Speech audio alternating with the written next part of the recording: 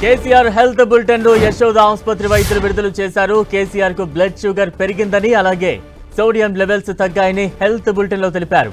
నీరసంగా ఉండటంతో సోమాజిగూడ యశోద ఆసుపత్రిలో కేసీఆర్ చేరారు. ప్రస్తుతం కేసీఆర్ ఆరోగ్యం నిలకడగా ఉందని వైద్యులు చెబుతున్నారు.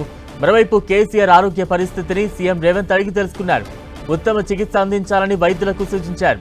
కేసీఆర్ త్వరగా కోలుకోవాలని సీఎం రేవంత్ ఆకాంక్షించారు. అటు కేసీఆర్ ఆరోగ్య పరిస్థితిపై కేంద్ర మంత్రి బండి సంజయ్ ఆరా తీశారు.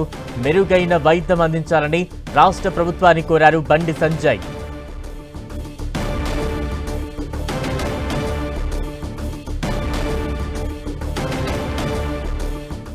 బ్రేకింగ్ న్యూస్ చూస్తున్నాం. కేసీఆర్ హెల్త్ బులెటిన్ ను యశోద ఆసుపత్రి వైద్యులు విడుదల చేశారు.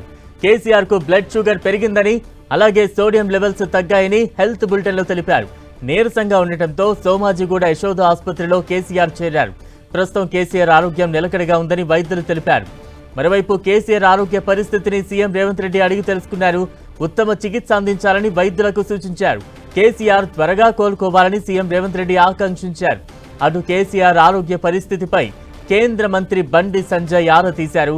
మెరుగైన వైద్యం అందించాలని రాష్ట్ర ప్రభుత్వాన్ని కోరారు బండి సంజయ్.